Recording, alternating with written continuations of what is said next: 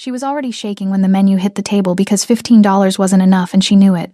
Then the diner went dead silent, not from fear of hunger, but because a mafia boss had just walked in. And when he heard why her husband died and who took everything she owned, he didn't order food. He decided who wouldn't survive the night. If this story pulled you in, make sure to hit that subscribe button so you never miss what's coming next. I've got another unforgettable story dropping tomorrow. And while you're here, jump into the comments and tell me where you're watching from. I love seeing our community from all around the world. Alright, let's get back into it. Juliana Molina had forgotten what safety felt like. 6 months ago, she knew exactly where she belonged. In a small house on Maple Street, with faded blue shutters and a front porch that creaked when you stepped on it. In a warm bed next to her husband, listening to him breathe in the dark. In a life that wasn't perfect, but was hers. Now she had nothing. No house, no savings, no husband. Just 2 little girls who still believed their mother could protect them. She sat in the corner booth of the diner, her olive green jacket still zipped up to her throat even though the heat inside made her skin prickle with sweat. She couldn't take it off. Beneath it, her shirt was threadbare and stained. She couldn't let anyone see. Chloe sat, pressed against her left side, her small hands folded in her lap. Palmer sat on her right, staring at the menu Juliana held with trembling fingers. Both girls wore thin beige sweaters that had once been soft, but were now pilled and worn at the elbows. Their blonde hair hung limp and uncombed. Their faces were pale, their eyes too wide, too watchful for children so young. They had learned not to ask for things. They had learned that Mama's tears meant danger. Juliana's eyes moved across the laminated menu, but the words blurred together. Her vision kept tunneling, her breath catching in her chest. She counted the prices over and over, trying to make the math work. 15 yuan. That was all she had. She could order 2 grilled cheese sandwiches, split them between Chloe and Palmer. Maybe get them each a small milk. That would leave her with $1 or 2 for a tip if she was lucky. She wouldn't eat. She hadn't eaten in 2 days. Her stomach had stopped growling hours ago. Now it just ached, a dull and constant pain she had learned to ignore. The waitress appeared beside the table, a woman in her 50s with graying hair pulled back in a bun and eyes that had seen too much to be surprised by anything. She pulled a notepad from her apron pocket and clicked her pen. "What can I get you, hun?" Juliana's throat tightened. She opened her mouth, but no sound came out. The waitress waited. Chloe looked up at her mother. Palmer's small hand reached over and touched Juliana's arm. "Mama?" Juliana forced herself to speak. Her voice came out thin and shaky. Two grilled cheese sandwiches, please. And 2 small milks." The waitress scribbled it down without looking up. "Anything for you?" "No. Just them." The waitress paused. Her eyes flicked to Juliana's face, pale, exhausted, bruised beneath the eyes from sleepless nights. Then to the twins, their small bodies pressed close to their mother like frightened animals. For a moment, something softened in the woman's expression, but she didn't say anything. She just nodded and walked away. Juliana exhaled slowly, her hand still gripping the edge of the menu. She set it down carefully, as if it might shatter. Chloe leaned closer. "Mama, are we going home tonight?" Juliana's chest tightened. Home. They didn't have a home. They had been staying in a rundown motel on the edge of town for the past 3 weeks. The kind of place where the carpet smelled like mildew and the heater rattled all night. She had paid for 2 more nights with the last of the money she'd scraped together cleaning houses for cash. After that, she didn't know what they would do. "We'll figure it out, baby," Juliana whispered, brushing a strand of hair from Chloe's face. "We always do." But even as she said it, her eyes drifted back to the door. Not in hope. In fear. Because the men who had taken everything from her, who had stood in her living room and stripped it bare while her daughters cried, were still out there. And they had made it very clear. They would keep coming until she paid what her husband owed. Except she had nothing left to give. Her husband, David, had died 6 months ago. A heart attack at 34. Sudden. Brutal. Final. She found out 2 weeks later that he had borrowed money. A lot of money. From men who didn't work through banks or lawyers. Men who didn't care about widows or children or sob stories. She tried to reason with them, begged them to let her pay in installments, told them she would work, sell everything, do whatever it took. They refused. "Debt doesn't die with a man," one of them had said, his voice cold and flat. "And we don't do mercy." They took the house, the furniture, David's tools, even his clothes. And when Juliana asked what would happen if she couldn't pay, the man had leaned in close and smiled. "Then we take something else." She understood what he meant. So she ran, took the twins and whatever cash she could hide and disappeared into the cold. But she knew they were still looking. She could feel it like eyes on the back of her neck, like shadows that moved when she wasn't looking. She couldn't stay anywhere long, couldn't make friends, couldn't trust anyone. All she could do was survive one more day. The diner door swung open again. Juliana's head snapped up, her body going rigid. But it was just an older couple, bundled in coats and scarves, laughing as they shook snow from their shoulders. She exhaled shakily and looked down at her hands. They were trembling. Chloe noticed. She slipped her small hand into Juliana's and squeezed. "It's okay, Mama," she whispered. Juliana's throat burned. She squeezed back, unable to speak. The food arrived a few minutes later. 2 golden grilled cheese sandwiches cut into triangles, 2 small glasses of milk with straws. The twins' eyes lit up. Juliana's heart cracked. "Go ahead, babies," she whispered. "Eat." Chloe and Palmer didn't need to be told twice. They picked up the sandwiches with both hands and bit into them eagerly, cheese stretching between their small fingers. Juliana watched them, her vision blurring again. This was all she had left. This moment. This booth.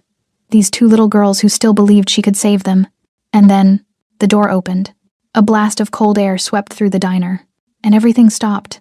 The man who stepped inside was tall and broad-shouldered, dressed in a black suit that looked like it cost more than Juliana had earned in a year. His long dark hair was slicked back from a face that was all hard angles and cold control. Tattoos snaked up from beneath his collar, dark ink that spoke of violence and power. Behind him, 4 other men entered, silent, watchful, all in black. The diner fell completely silent. No one spoke. No one moved. Juliana's breath caught in her throat. She knew that silence. She had heard it before in her living room, when the men came to take everything. And now, on Christmas Eve, with nowhere left to run, one of them had just walked in. Adriano Silva didn't need to announce himself. His presence did it for him. He stood just inside the doorway, snow melting on the shoulders of his black suit, his dark eyes scanning the room with the calm precision of a predator assessing territory. Behind him, his 4 men fanned out slightly, not aggressive, not threatening, just there. Silent sentinels who understood that their boss never needed backup, only witnesses. The diner had gone completely still. A fork hovered halfway to an elderly man's mouth. A young couple froze mid-conversation, their coffee cups suspended in the air. Even the waitress who had been refilling water glasses stood motionless, pitcher tilted but not pouring. No one looked directly at Adriano, but everyone was watching. Juliana felt her lungs constrict. Her hand instinctively moved to cover Chloe's, pressing her daughter's small fingers against the table. Palmer stopped chewing mid-bite, her eyes wide and confused. "Mama?" Palmer whispered. "Shh." Juliana breathed, so quietly it was almost soundless. "Don't move." She knew this silence. She had lived through it before, the moment when dangerous men entered a room and sucked all the air out of it. The moment when ordinary people became invisible, irrelevant, nothing more than furniture that happened to have a heartbeat. Her stomach twisted into knots. "Please don't let them be looking for me. Please. Not here. Not in front of my girls." Adriano's gaze moved methodically across the diner. He noted the elderly couple in the corner, the young family near the window, the lone trucker at the counter nursing black coffee. His eyes passed over each person with the same measured attention, cataloging, assessing, dismissing. And then his gaze landed on Juliana. She felt it like a physical weight. Her breath stopped entirely. For 3 long seconds, Adriano Silva looked at the woman in the worn olive jacket, her blonde hair falling limply around a face marked by exhaustion and fear. He saw the 2 small girls pressed against her sides like baby birds sheltering under a broken wing. He saw the half-eaten grilled cheese sandwiches, the 2 small glasses of milk. He saw the empty space in front of her where a meal should have been, and something shifted behind his eyes. Something cold and calculating clicked into place. Then he looked away. Juliana felt lightheaded with relief. She grabbed the edge of the table to steady herself, her knuckles white. Adriano moved deeper into the diner, his men following at a respectful distance. He chose a booth near the back, not the farthest corner, but close enough to see everything, close enough to hear everything. One of his men slid into the booth across from him. The other 3 remained standing, positioned at strategic points throughout the small space. Not blocking exits, not hovering. Just present. The diner slowly began to breathe again. Conversations resumed in hushed tones. Forks clinked against plates.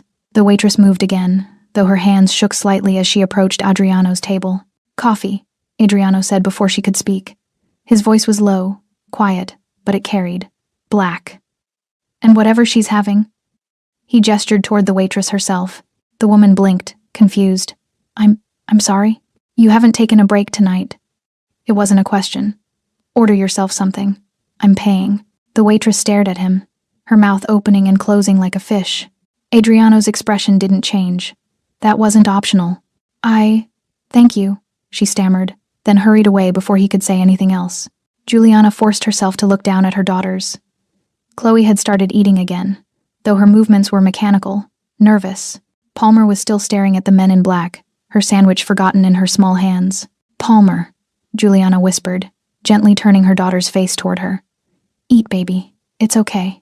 But it wasn't okay, because from his booth across the diner, Adriano Silva was watching them again. Not openly, not obviously, but Juliana could feel it. She had developed instincts over the past 6 months, survival instincts that screamed when danger was near. And right now, every nerve in her body was on fire. She watched from the corner of her eye as Adriano lifted his coffee cup black, no sugar, exactly as he'd ordered, and took a slow sip. His eyes never stopped moving. He noticed when the young couple paid their bill and left too quickly. He noticed when the trucker glanced at him in the counter's reflection. He noticed when the elderly man whispered something to his wife, and she gripped his hand tighter. Fear had a smell, and Adriano Silva had learned long ago to recognize it. But something else caught his attention. The woman in the olive jacket. She had barely moved since he entered. Her body was angled protectively around her children. Her shoulders were hunched forward, as if trying to make herself smaller, less noticeable. And her eyes, those exhausted, frightened eyes, kept flicking toward the door. Not toward him. Toward the door. Like she was expecting someone else. Adriano set his coffee cup down carefully.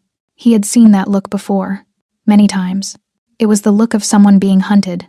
The look of someone who knew that safety was an illusion, and that at any moment, the door could open, and their worst nightmare could walk through it. He leaned back slightly in his booth, his fingers drumming once against the table, a subtle signal. One of his men, a broad-shouldered enforcer named Rico, stepped closer. Boss? Adriano didn't look at him. His eyes remained fixed on Juliana's table. The woman. Corner booth. You see her? Rico glanced over. Yeah. She's afraid. Everyone's afraid when you walk in, boss. No. Adriano's voice dropped lower. She was afraid before I got here. Rico said nothing, waiting. Adriano watched as Juliana reached into her jacket pocket and touched something, her fingers closing around it, checking, reassuring herself it was still there. The gesture was unconscious, compulsive. He'd seen that before, too. People who counted money obsessively did it for one of two reasons. They were desperately poor, or they were desperately in debt. Sometimes both. She ordered food for the kids. Adriano said quietly. Nothing for herself. Maybe she's not hungry. She's starving. Adriano's jaw tightened. Look at her hands. Look at her face. She hasn't eaten in days. Rico shifted his weight. You want me to? No. Adriano cut him off. Not yet. But he didn't look away. Because Adriano Silva hadn't built an empire by ignoring his instincts. And right now, his instincts were screaming that the terrified woman in the corner booth wasn't just poor. She was running. And whoever she was running from. They were the kind of men Adriano knew very, very well. Juliana could feel his eyes on her. She didn't know how she knew she wasn't looking at him. Hadn't looked at him since that first terrible moment when their eyes met, but she could feel it. The weight of his attention pressed against her like a hand on her shoulder. Her fingers trembled as she reached for Palmer's milk glass, steadying it before her daughter could knock it over. Careful, baby, she whispered. Chloe had finished her sandwich. She sat quietly now, her small hands folded in her lap, her eyes drooping with exhaustion.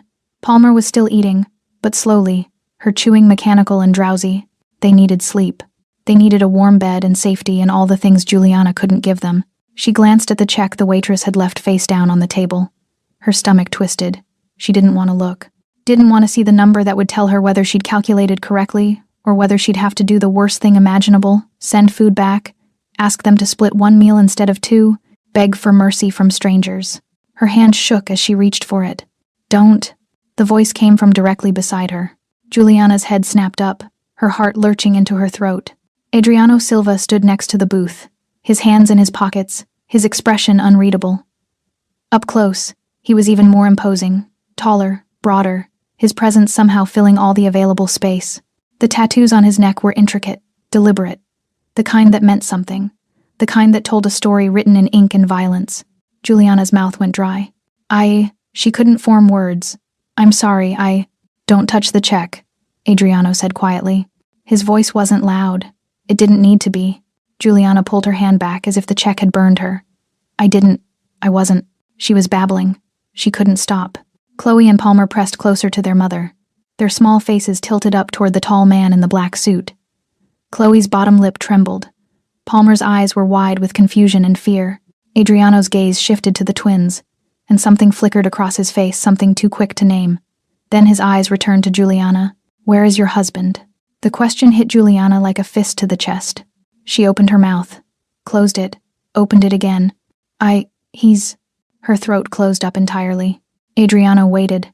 He didn't repeat the question, didn't rush her, just stood there with infinite patience, his dark eyes steady and unblinking. Juliana felt tears burning behind her eyes. She tried to swallow them down, tried to hold herself together, but the words came out broken and raw. "He's gone." Silence. "He died," she whispered. 6 months ago." The diner seemed to fade away. The other voices, the clinking dishes, the Christmas music playing softly from a radio somewhere. It all became background noise, distant and unimportant. Adriano's expression didn't change, but his jaw tightened almost imperceptibly.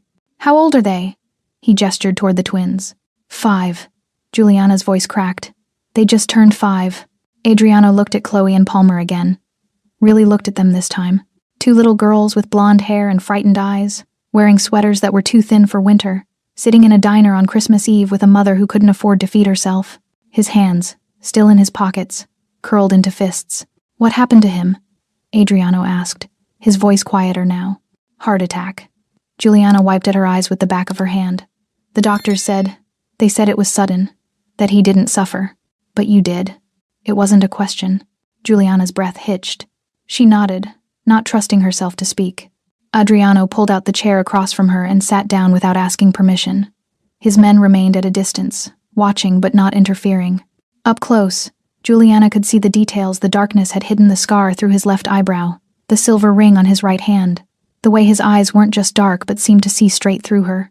"Tell me what happened after he died," Adriano said. It wasn't a request.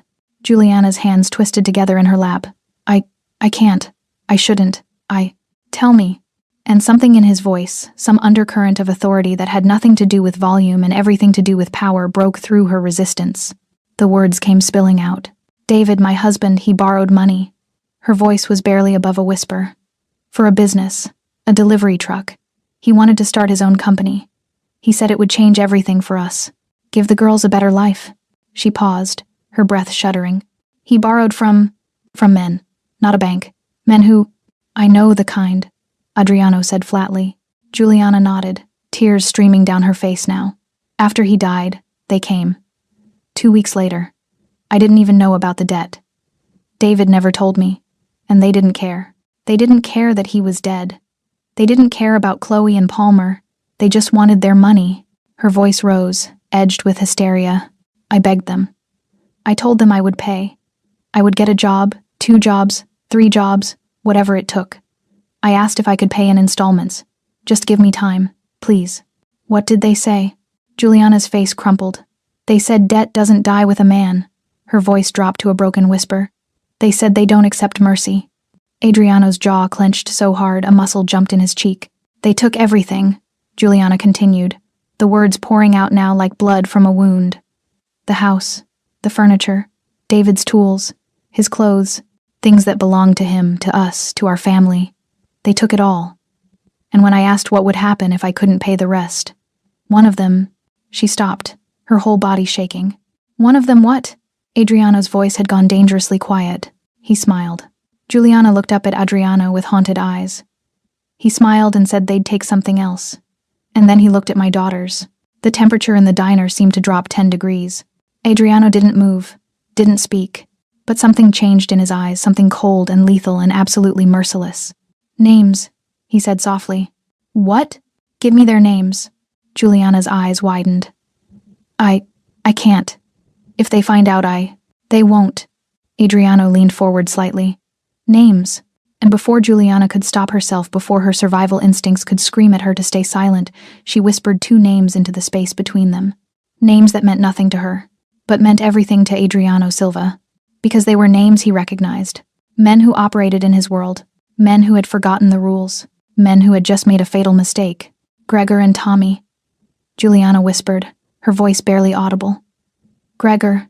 I don't know his last name, but Tommy Rizzuto. The moment the names left her lips, she regretted it.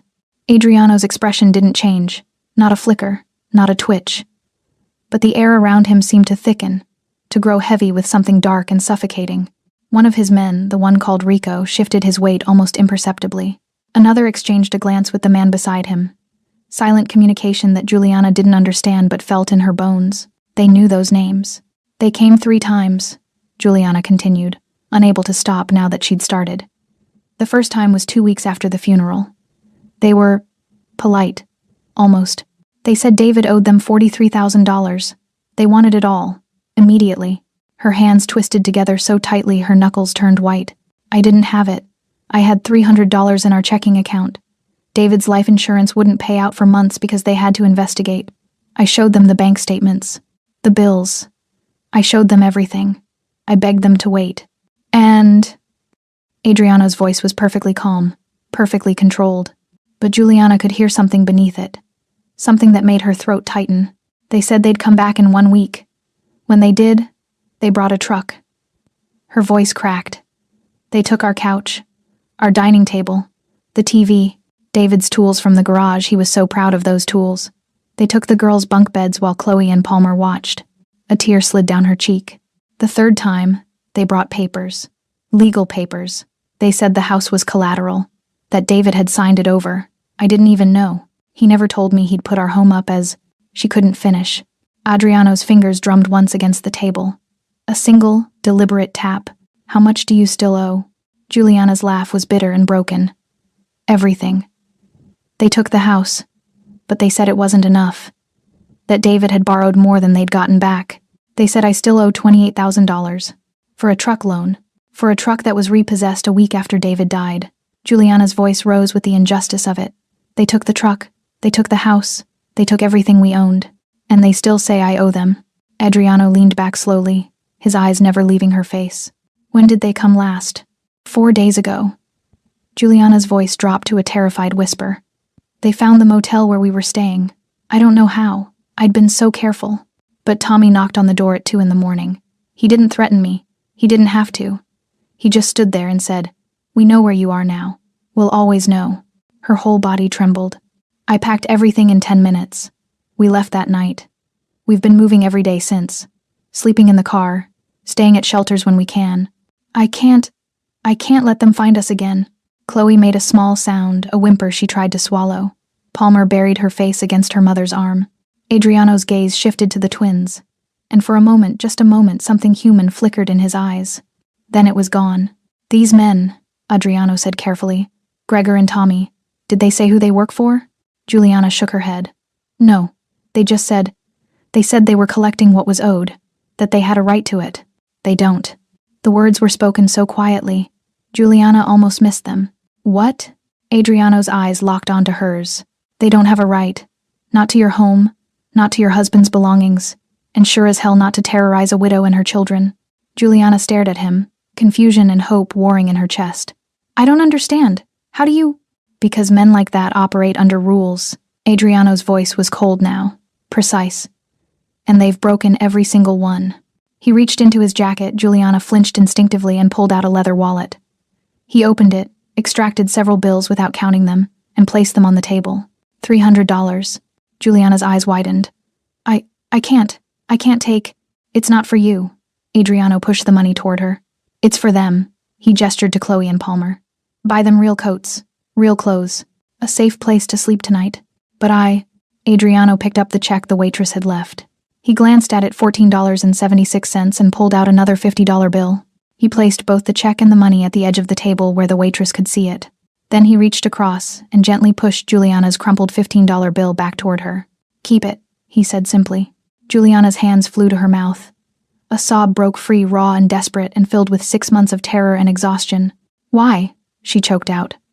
Why are you helping us? You don't even know us.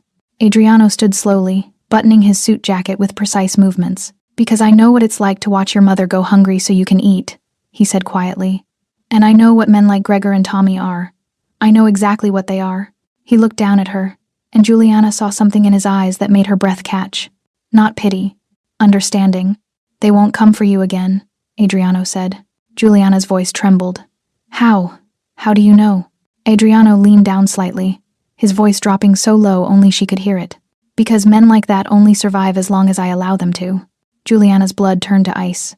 Not from fear, from realization. She understood what he was, who he was, what those names had meant to him. Don't say it, Adriano straightened. Just take your daughters somewhere safe tonight. Get them warm, feed them again. And tomorrow, he paused. Tomorrow, I'll make sure you never have to run again. Before Juliana could respond, Adriano turned and walked toward the door. His men fell into formation behind him, silent shadows moving in perfect synchronization. But just before he reached the exit, Adriano stopped. He turned his head slightly, not looking back but listening. One more thing, he called across the diner. Juliana's voice was barely a whisper. Yes? Where are you staying tonight? I don't know yet. I was going to find the Riverside Inn, 3 blocks north. Adriano's tone left no room for argument. Room 212. It's been paid for. 1 week. No questions asked. I can't. You can. Adriano's voice softened almost imperceptibly. And you will. For them. Then he pushed open the door and stepped out into the snow. The diner remained silent for a long moment after he left. Then, slowly, conversation resumed. Dishes clinked. The Christmas music played on. But Juliana sat frozen in her booth, staring at the $300 on the table and the $15 he'd returned to her. Outside, through the frosted window, she could see Adriano standing beside a black car, speaking quietly into a phone. His expression was calm, but his eyes promised vengeance. Juliana couldn't move. She sat in the booth, staring at the money on the table like it might vanish if she blinked. $300. More money than she'd held in her hands since before David died. More than enough to feed her daughters for weeks. More than enough to... Mama? Chloe's small voice pulled her back. Juliana looked down to find both twins staring up at her with wide, confused eyes. Palmer's hand was still gripping her arm. Chloe's bottom lip trembled. Is the scary man gone? Palmer whispered. Juliana opened her mouth to say yes, but the word caught in her throat. Was he scary? Yes. Absolutely. Terrifyingly so. But he'd also just given them more than anyone else had in 6 months. He's gone, baby, Juliana finally managed. He's not going to hurt us. Are you sure? Chloe asked, her voice so small it broke Juliana's heart. Juliana pulled both girls close, pressing kisses to the tops of their heads. I'm sure. But even as she said it, her eyes drifted back to the window. Adriano was still outside, standing beside a sleek black car, his phone pressed to his ear. Even from a distance, even through the frosted glass, she could see the rigid set of his shoulders, the cold fury in his posture. He was making calls, and Juliana knew somehow, instinctively, that those calls had to do with Gregor and Tommy. A chill ran down her spine. Not from fear. From something else. Something she couldn't name. Hope? No. Hope was too dangerous. But maybe possibility. The waitress approached the table hesitantly, her eyes darting between Juliana and the money. She picked up the $50 bill and the check, then paused. He's generous, she said carefully, as if testing the word. Juliana didn't know how to respond. The waitress looked at the twins, then back at Juliana. Her expression softened. You know what? Those grilled cheese sandwiches looked a little small. How about I bring out some fries? Maybe some hot chocolate for the girls? I can't, Juliana started. On the house. The waitress's voice was firm. It's Christmas Eve. No one should go hungry on Christmas Eve. Before Juliana could protest, the woman turned and walked away. Chloe and Palmer exchanged glances, their eyes lighting up for the first time all night. Hot chocolate? Palmer breathed, like the words were magic. And fries? Chloe added. Juliana felt tears burning again. She blinked them back furiously. Yes, babies. Hot chocolate and fries. The twins smiled real smiles, not the frightened, uncertain ones they'd worn for months. And Juliana felt something crack open inside her chest. When was the last time she'd seen them smile like that?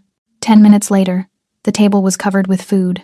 A heaping basket of golden fries, 2 mugs of hot chocolate topped with whipped cream and chocolate shavings, and because the waitress apparently couldn't help herself, 3 slices of apple pie still warm from the oven. For all of you, the waitress said pointedly, setting a fork in front of Juliana. And I don't want to see that fork untouched when I come back. Juliana stared at the pie, her stomach twisting with hunger and guilt in equal measure. "Mama, you have to eat," Chloe said seriously. "The lady said so." "Yeah, Mama," Palmer echoed, already dipping a fry into ketchup. "You have to." Juliana looked at her daughters, their faces flushed with warmth now, their eyes bright, their small hands reaching eagerly for food they didn't have to ration or worry about, and she picked up the fork. The first bite of apple pie was almost painful. Her stomach, unused to real food, cramped in protest. But she forced herself to swallow, then took another bite, and another. Chloe and Palmer watched her eat, relief evident on their small faces. "You're not going to disappear, Mama," Chloe said softly. Juliana's hand froze halfway to her mouth. "What?" "You kept getting lighter," Palmer added, her voice matter of fact. "Like you might blow away." Juliana's throat closed up entirely. God. They'd noticed. Of course they'd noticed. "I'm not going anywhere," she whispered fiercely. "I promise. I'm right here." The twins nodded, satisfied, and returned to their fries and hot chocolate. But Juliana couldn't stop the tears that slid down her cheeks as she ate. Across the diner, near the back, a few patrons watched the scene unfold. An elderly woman leaned toward her husband. "That's the table he stopped at," she whispered. "The man in the black suit." Her husband nodded slowly. "I saw. Why do you think he helped them?" The old man was quiet for a long moment. Then he said, "Because men like that remember what it's like to be hungry, and they never forget." His wife looked back at Juliana and the twins, then at the money still sitting on the table. "I hope she takes it," she murmured. "I hope she doesn't let pride get in the way." "She won't," her husband said with certainty. "She's got babies. Pride doesn't feed babies." Outside, Adriano ended his call and stood in the falling snow, staring at nothing. Rico approached cautiously. "Boss?" "Gregor Petrov and Tommy Rizzuto," Adriano said, his voice flat and emotionless. "They've been collecting without authorization, running their own side operation, taking cuts that don't belong to them." Rico's jaw tightened. "How long?" "At least a year, maybe longer." Adriano's hands curled into fists. "They've been targeting widows, single mothers, people who can't fight back, people who don't know any better." "Jesus. They're using our name," Adriano continued, his voice dropping dangerously low. "Telling people they work for me, that the debts are sanctioned." Rico's expression darkened. "They're dead men." "Not yet." Adriano turned to face him fully. "First, I want to know who else is involved. Who's been looking the other way? Who's been taking payments? And then," Adriano's smile was cold and terrible, "then we remind everyone why rules exist." Rico nodded once. "What about the woman? Juliana?" Adriano glanced back through the diner window. He could see Juliana eating slowly, her daughters laughing over their hot chocolate. For the first time since he'd walked in, her shoulders weren't hunched in fear. "She stays protected," Adriano said quietly. "Around the clock. I don't care if she knows about it or not. No one touches her. No one goes near those children." "For how long?" "For as long as it takes." Adriano's voice was final. "Until Gregor and Tommy are handled. Until every debt collector in this city knows what happens when you break the rules." Rico hesitated. "Boss, she's got kids. If this blows back, it won't." Adriano's eyes were cold and certain, because Gregor and Tommy won't live long enough to retaliate. He pulled out his phone again and made another call. It was answered on the first ring. "It's me," Adriano said. "I need everything on Gregor Petrov and Tommy Rizzuto. Every debt they've collected, every widow they've terrorized, every dollar they've stolen." He paused. "And I need it by morning." He ended the call and stood in the snow, watching as Juliana carefully folded the $300 and tucked it into her jacket pocket. She looked up suddenly, her eyes finding him through the window. For a moment, they just stared at each other. Then Juliana mouthed two words, "Thank you." Adriano nodded once. Then he turned and walked into the darkness, leaving behind only footprints in the snow. Juliana gathered her daughters close as they left the diner, the warmth of the meal still radiating through their small bodies. The snow had picked up, falling thicker now, coating the sidewalks in white. Christmas lights blurred through the flakes like watercolor paintings. Chloe held her mother's hand tightly. Palmer clutched the paper bag the waitress had pressed into Juliana's hands, leftover pie, wrapped carefully. "For breakfast tomorrow." Tomorrow. The word felt strange, foreign. For 6 months, Juliana had only thought in terms of hours. The next hour, the next meal, the next place to hide. But now, with $300 in her pocket and a hotel room waiting 3 blocks north, tomorrow felt almost possible. She pulled her jacket tighter and started walking. The street was quiet. Most families were home now, gathered around Christmas trees, exchanging gifts, singing carols. Juliana tried not to think about what that felt like. Tried not to remember last Christmas David alive, the house warm, presents under the tree. Stop it, she told herself. Just keep walking. They made it 2 blocks before Juliana felt it, the sensation of being watched. Her steps slowed. Her grip on Chloe's hand tightened instinctively. She glanced over her shoulder. Nothing. Just empty sidewalks and falling snow. But the feeling didn't go away. She kept walking. Faster now, scanning every shadow, every parked car, every darkened doorway. "Mama?" Chloe's voice was small. "What's wrong?" "Nothing, baby. We're almost there." But her heart was racing. They turned the corner onto Riverside Avenue, and Juliana spotted the inn, a modest 2-story building with a glowing neon sign that read, "Vacancy," in red letters. Relief flooded through her. Almost there, just a few more steps, and then a car door opened behind them. Juliana froze. Her blood turned to ice as she heard footsteps crunching through the snow. Heavy, deliberate, getting closer. No, not now. Not when we're so close. She spun around, pulling Chloe and Palmer behind her, ready to run, to scream, to fight if she had to. A man stepped into the glow of a streetlight. Tall, black coat, dark skin, built like he could break someone in half without trying. Juliana recognized him immediately. One of Adriano's men. Mrs. Molina. His voice was calm, measured. "My name is Rico. I work for Mr. Silva." Juliana's breath came in short gasps. "What do you want?" Rico held up both hands, showing he was unarmed. "Mr. Silva asked me to make sure you got to the inn safely. What?" "You're being watched," Rico said simply. "Not by us, by them." Juliana's stomach dropped. "Gregor and Tommy?" Rico's expression darkened. "Not them personally, but they've got people. Eyes on the street.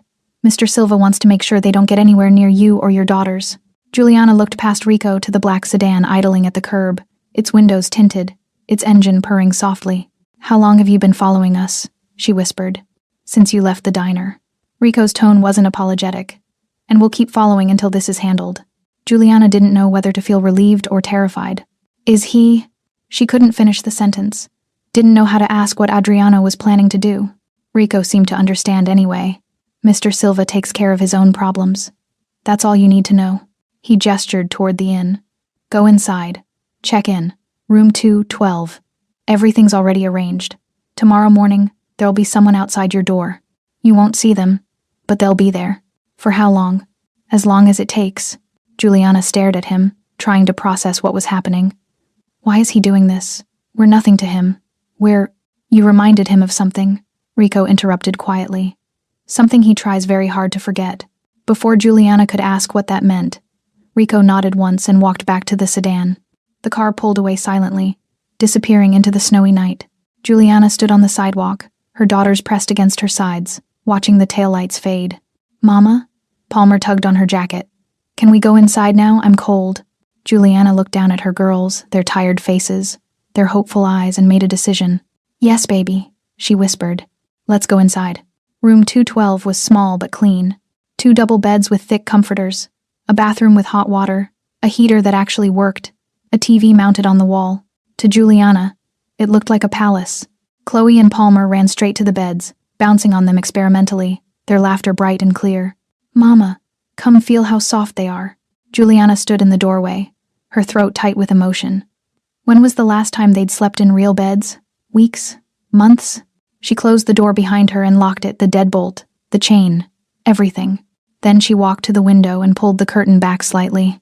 The street below was quiet, empty, but she knew they were out there. Adriano's men, watching, protecting. And somewhere else in the city, Adriano himself was making calls, moving pieces on a chessboard Juliana couldn't see, doing things she probably didn't want to know about. For her, for Chloe and Palmer. She let the curtain fall back into place. An hour later, both girls were asleep, curled together in one bed, their small bodies finally relaxed, finally safe. Juliana sat on the edge of the other bed, staring at the $300 spread out on the nightstand. Real money, real safety, real hope. But it came from a man who lived in a world of violence and fear. A man who, with a single phone call, could make people disappear. Juliana knew she should be terrified, should pack up her daughters right now and run as far and as fast as she could. But she didn't. Because for the first time in 6 months, Chloe and Palmer were sleeping without fear. For the first time in 6 months, Juliana wasn't listening for footsteps in the hallway or looking over her shoulder every 5 seconds. For the first time in 6 months, they were safe. And that safety came with a price. A price paid by Adriano Silva. In blood, probably. Juliana closed her eyes and whispered into the quiet room. I'm sorry. Sorry for whatever was about to happen. Sorry for the violence she knew was coming. Sorry that her desperation had pulled a man like Adriano Silva into her life. But not sorry enough to walk away. Because her daughters were sleeping. And that was worth more than her conscience. Across the city, in a warehouse that smelled like motor oil and old concrete, Adriano Silva stood in front of 2 men tied to chairs. Gregor Petrov, Tommy Rizzuto. They'd been easy to find. Too easy. Sloppy men who thought they were untouchable. Adriano walked slowly around them, his footsteps echoing in the empty space. $43,000, he said quietly. That's what you told Juliana Molina her dead husband owed you. Gregor's eye was already swelling shut. Tommy's nose was broken. Neither of them spoke. Here's what's interesting, Adriano continued, his voice conversational. I checked. David Molina borrowed $8,000. The truck you repossessed? Worth $12,000. The house you took? Worth $90,000. He stopped directly in front of them. So by my math, you didn't just collect a debt. You stole from a widow and her children. And then you had the audacity to tell her she still owed you money. Tommy spat blood onto the concrete floor. We were just operating without authorization, Adriano finished. Using my name. Terrorizing women and children. He leaned down until his face was level with Tommy's. You broke the rules, Adriano said softly. And rules exist for a reason. Gregor finally spoke, his voice hoarse. Silva, please. We didn't know she was under my protection? Adriano straightened. She is now. And so is every other widow you've terrorized. He pulled out his phone and made a call. Bring in the files, he said simply. A moment later, Rico entered carrying a thick folder. Adriano opened it. Page after page of names, addresses, amounts collected. All widows, all single mothers, all victims of Gregor and Tommy's greed. You're going to pay back every single dollar, Adriano said. With interest. And then, he smiled. It was not a kind smile. Then we're going to have a conversation about consequences. The warehouse fell silent except for the sound of snow falling against the metal roof. And outside, in a warm hotel room, Juliana Molina slept peacefully for the first time in 6 months. Morning light filtered through the hotel curtains, soft and golden. Juliana woke slowly, confused for a moment about where she was. Then she felt the softness beneath her, a real mattress, clean sheets, warmth and remembered. The diner, Adriano Silva, the $300. Room 212. She sat up carefully, not wanting to wake the twins. Chloe and Palmer were still curled together in the other bed, their faces peaceful, their breathing deep and even. They'd slept through the entire night without waking once. No nightmares, no crying, no trembling in their sleep. Juliana's chest tightened with emotion. She stood quietly and walked to the window, pulling the curtain back just enough to see outside. The street was quiet. A few cars passed. A man walked his dog. Everything looked normal. But Juliana knew better now. Somewhere out there, Adriano's men were watching, protecting.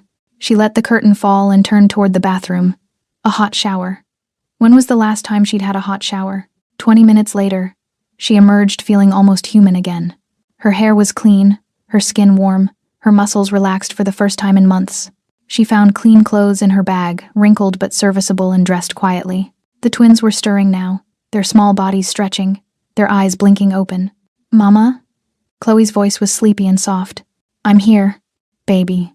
Palmer sat up, looking around in confusion. Where are we? Somewhere safe, Juliana said, sitting on the edge of their bed. Somewhere warm. She helped them wash up and dress, her movements automatic, maternal. But her mind was elsewhere. What happened last night? What did Adriano do? She pushed the thoughts away. She didn't want to know. Couldn't afford to know. A knock on the door made her freeze. Chloe and Palmer went silent immediately, their bodies tensing. Juliana's heart hammered as she approached the door. She looked through the peephole. Rico stood in the hallway, holding a paper bag and a cardboard drink carrier. Juliana exhaled shakily and opened the door, keeping the chain on. Mrs. Molina. Rico's voice was respectful. Mr. Silva asked me to bring you breakfast. He held up the bag. The smell of fresh coffee and warm pastries drifted through the crack in the door. Juliana's stomach growled traitorously.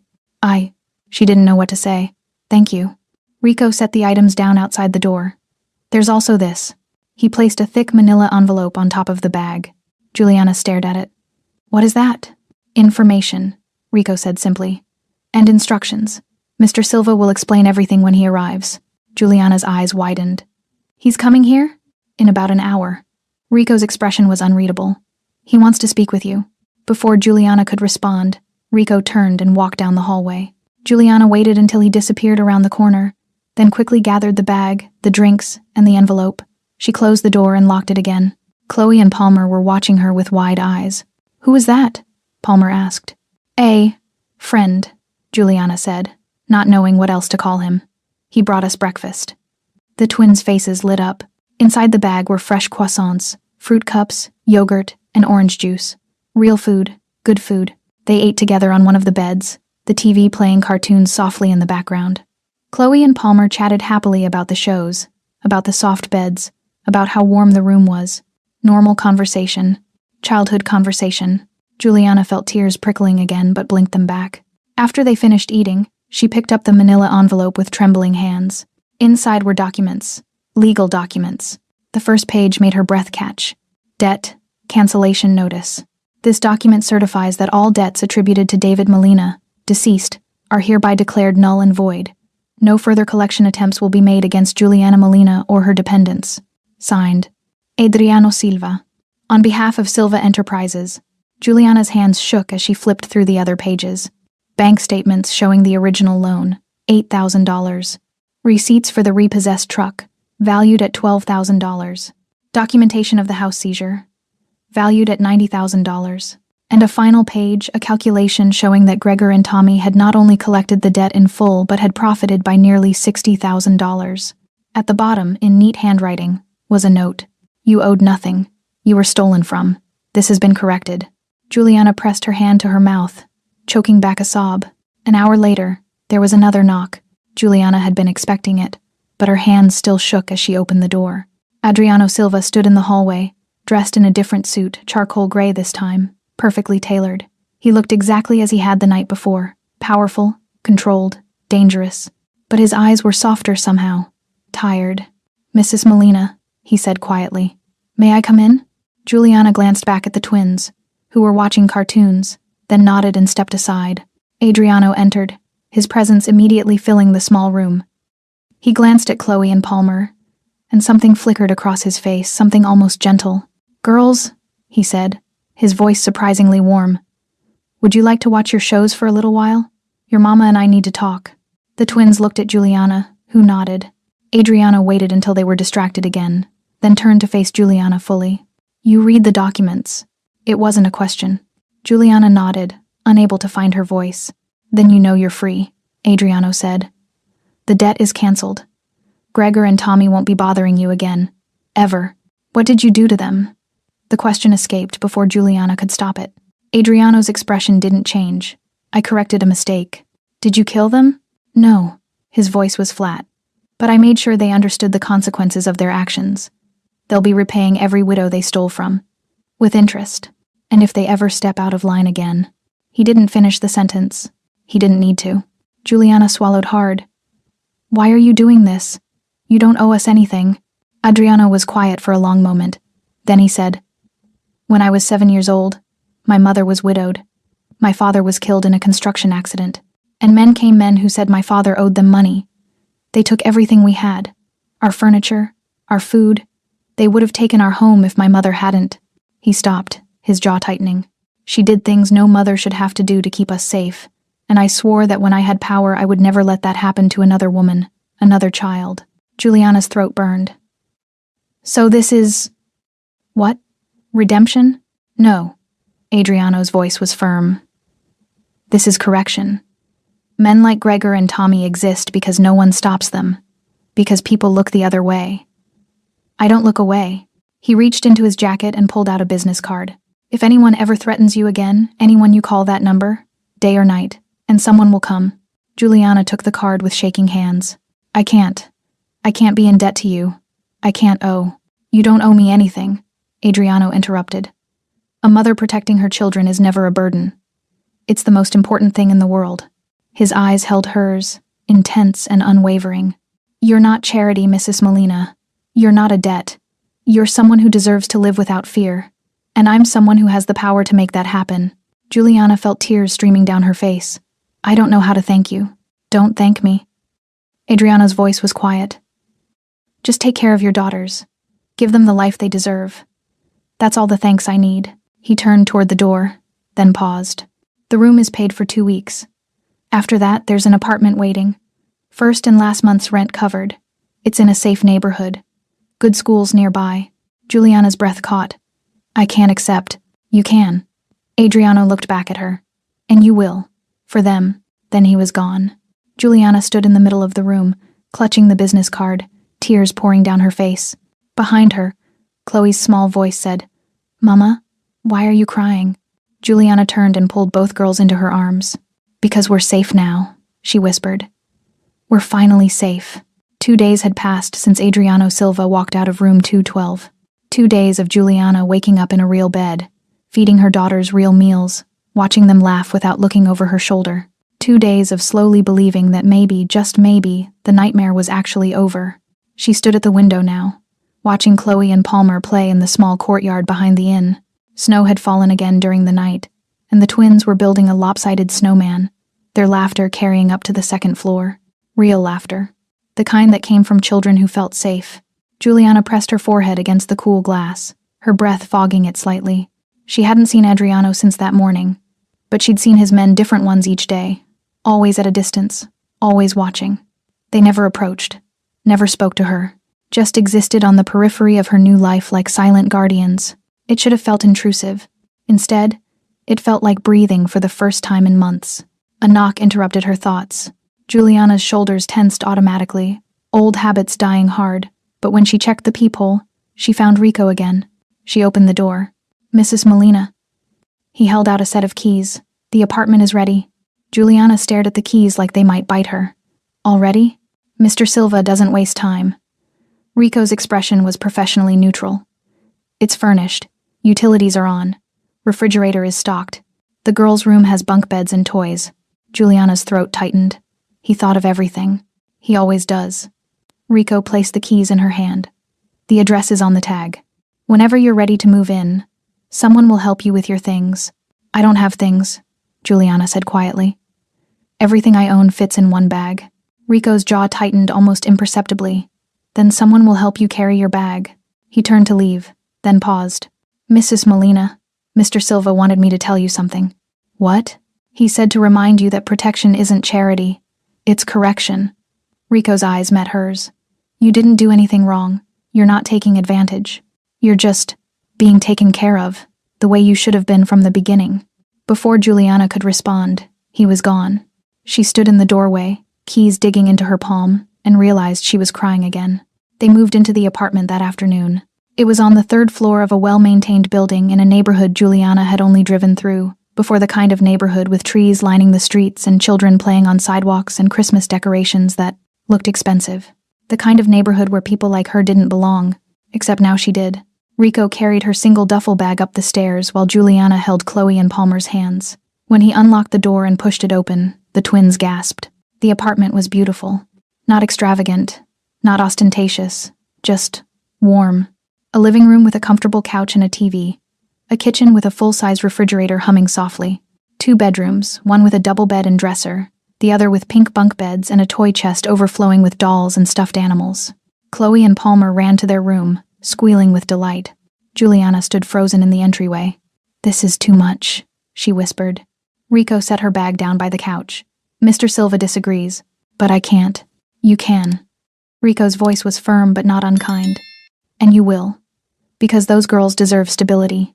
And you deserve peace. He walked to the door, then stopped. There's one more thing. He gestured to a small security panel by the entrance. This is connected directly to our network. If you ever feel unsafe, if anything happens, you press that button. Someone will be here in under 3 minutes. Juliana stared at the panel. You're watching the apartment? Always. Rico's expression was matter of fact. Mr. Silva takes care of what's his. But we're not. You are now." And then he left, closing the door softly behind him. Juliana stood in the middle of her new living room, listening to her daughters laugh in the next room, and felt the weight of 6 months slowly lifting from her shoulders. That night, after the twins were asleep in their new bunk beds, Juliana sat on her own bed and pulled out the business card Adriano had given her. A single phone number. No name, no company, just a lifeline. She ran her thumb over the embossed numbers, thinking about the man who had given it to her. A criminal, a man of violence, someone whose very name made grown men go silent with fear. And yet, he'd saved her. Not because he wanted something from her, not because he expected gratitude or loyalty or anything in return, but because he remembered what it was like to watch his mother suffer. Juliana closed her eyes and whispered into the quiet room, "Thank you." The words felt inadequate, insufficient, but they were all she had. Across the city, in an office that overlooked the darkened streets, Adriano Silva sat behind a desk covered with files. Files on Gregor and Tommy. Files on every other rogue collector operating in his territory. Files on widows and single mothers who had been terrorized, robbed, destroyed. He'd been working for 48 hours straight. Rico entered without knocking. She settled in. The girls are happy. No problems. Adriano nodded once, not looking up from the papers. And the others? Rico asked carefully. The other collectors? Being handled. Adriano's voice was cold. Every widow gets restitution. Every illegal debt gets canceled. Every man who participated gets a choice. Make it right, or disappear. Some of them won't choose wisely. I know. Adriano finally looked up, his eyes hard and merciless. That's their problem, not mine. Rico hesitated. Boss, what you're doing for her. For Juliana. It's more than correction. You know that, right? Adriano was quiet for a long moment. Then he said, When I was a boy, I watched my mother beg men like Gregor and Tommy for mercy. I watched her cry. I watched her break, and I couldn't do anything to stop it. His hands curled into fists on the desk. I swore I'd never be powerless again, that if I ever had the ability to stop men like that, I would, no matter what it cost. And Juliana? Juliana reminded me why I made that promise. Adriano's voice was quiet but absolute. She's not charity. She's not a debt. She's proof that the promise still matters. Rico nodded slowly. The men are asking questions. About why you're protecting a widow. About what she means to you. Let them ask. Adriano's eyes were cold. And if anyone has a problem with it, they can bring it to me directly. No one would. They all knew better. Rico turned to leave, then paused at the door. For what it's worth, boss. I think you did the right thing. Adriano didn't respond. He just returned to his files, working through the night, ensuring that every woman Gregor and Tommy had destroyed would be made whole again. Because power without purpose was just cruelty. And Adriano Silva refused to be cruel. Not to people who couldn't fight back. Not to mothers protecting their children. Not to women who reminded him of the one person he'd failed to save. His own mother, who had died when he was 15. Still afraid. Still in debt. Still broken. He couldn't save her. But he could save Juliana. And that would have to be enough. Spring arrived, tentative and soft, painting the city in shades of green and pale pink. Juliana stood at the window of her small, sunlit apartment, watching as Chloe and Palmer played hopscotch on the sidewalk below. Their laughter, bright and unburdened, floated up through the open window like music. She could still hardly believe it. 3 months had passed since that frozen Christmas Eve. 3 months of safety. 3 months of slow, steady breaths. The apartment was Adriano's doing, but it felt like hers. It was modest, a 2-bedroom on a quiet street, but it was clean, warm, and, most importantly, theirs. The security panel by the door glowed with a soft green light, a silent promise that had, over time, become a comfort rather than a reminder of fear. Juliana had found work, not under the table cleaning, but a real job with a real paycheck at a florist shop 2 blocks away. Mrs. Gable, the elderly owner, had taken one look at Juliana's careful hands and tired but determined eyes and hired her on the spot. You have the look of someone who understands how precious, fragile things are, she'd said. The twins had started school. On their first day, they'd clung to Juliana's legs, their faces pale with anxiety born from too many sudden moves in the night. But by the afternoon, they'd returned with construction paper drawings and stories about a nice teacher named Miss Amy. Now, they chattered about friends and homework, their world expanding beyond the 4 walls of fear they'd lived in for so long. It was a normal life, a precious, ordinary life, and it was built on a foundation of quiet, unseen protection. Juliana never saw Adriano, but she felt his presence in the stability of her days. Rico appeared once a month, always on a Tuesday morning, to deliver an envelope. It was never cash. It was a grocery store gift card, a prepaid utility bill, a voucher for children's clothes. Mr. Silva's investments yield dividends, Rico would say in his flat, polite tone. He insists they be shared. At first, Juliana had tried to refuse. I can't keep taking this. I have a job now. Rico had simply looked at her, his expression unreadable. The debt was never yours, Mrs. Molina. This isn't repayment, it's restoration. Let him do this.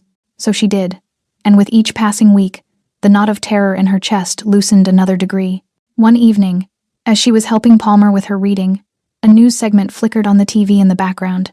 The polished anchor spoke in grave tones about a significant restructuring within certain undisclosed business sectors and a crackdown on predatory lending practices.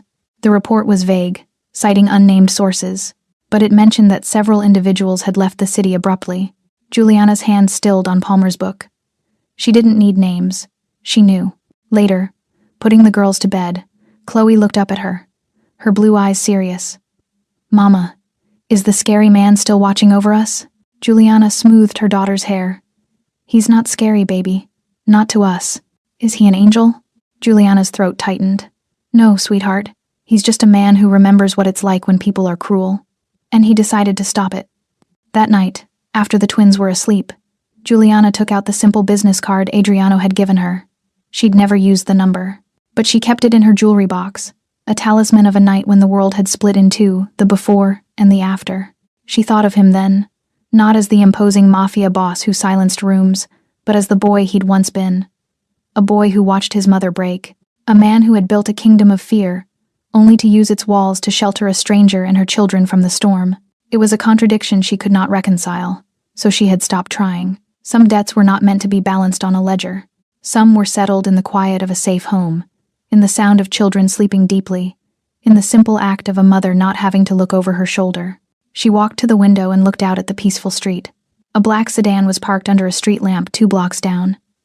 It was always there, a different one, in a different spot, but always present. She no longer felt a chill when she saw it. Instead, she felt a profound, humbling gratitude. Adriano Silva had not given her charity. He had given her back her life. And in doing so, he had rebuilt something in himself. Not redemption, perhaps, but a fragment of the boy who had been powerless, now wielding his power with a purpose that was, in its own stark way, a form of mercy. Juliana placed her palm against the cool glass.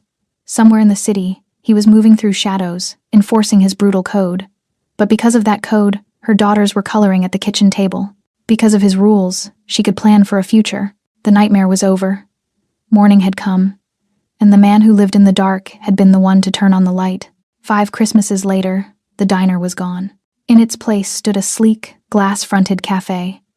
Juliana paused on the sidewalk, her gloved hands holding tightly to 2 larger, warmer ones.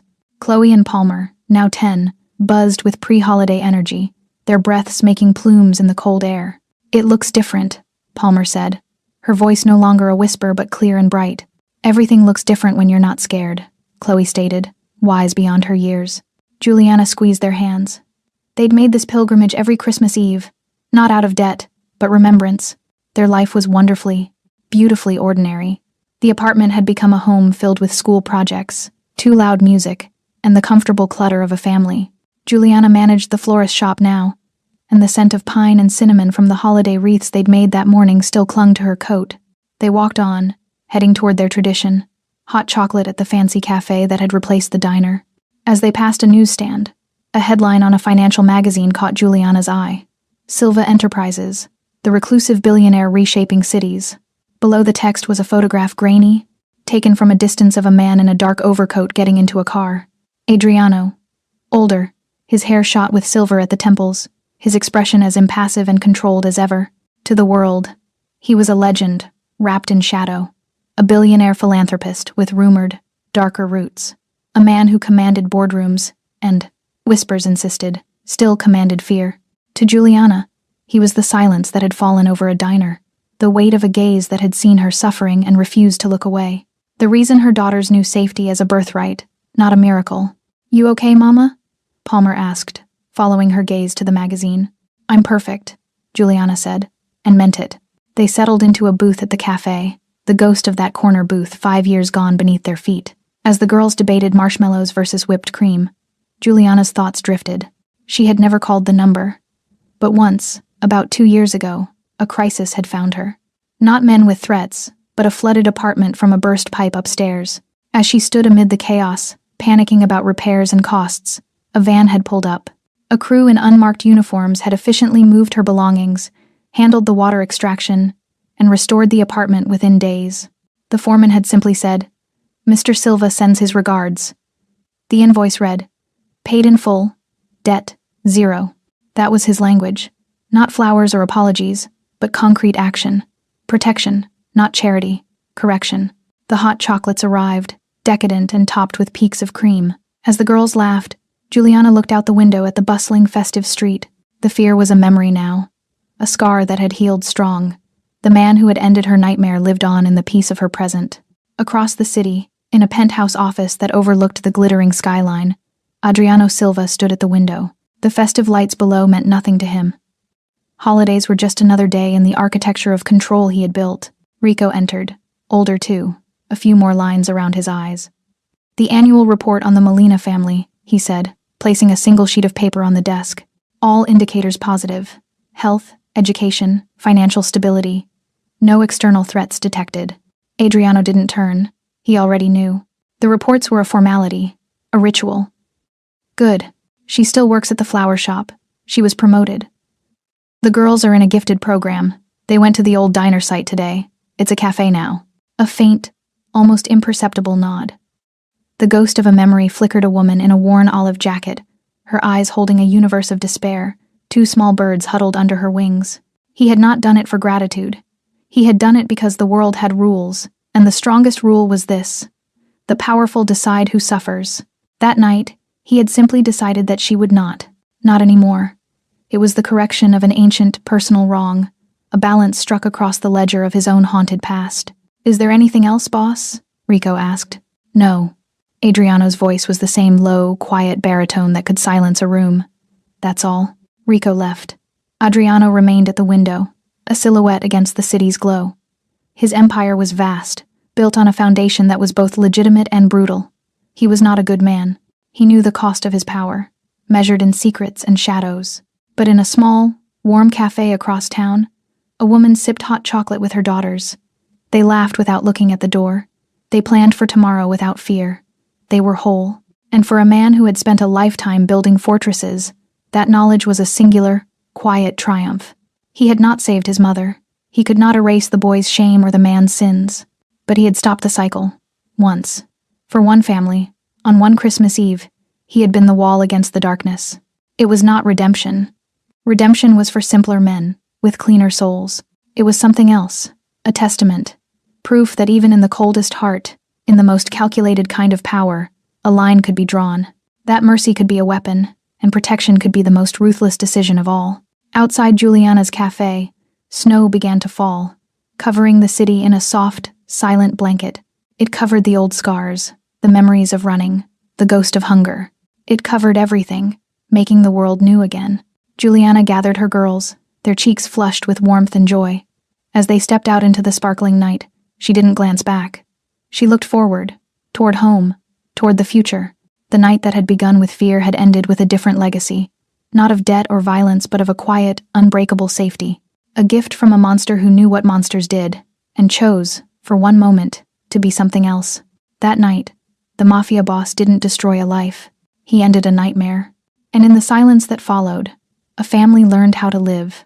Thanks for staying with this story right till the final moment. You're the reason these stories come alive. If you're ready for another powerful journey, just tap the next video on your screen. And before you go, leave a quick comment and rate this story from 1 to 10. I'm excited to see your thoughts and connect with you down there.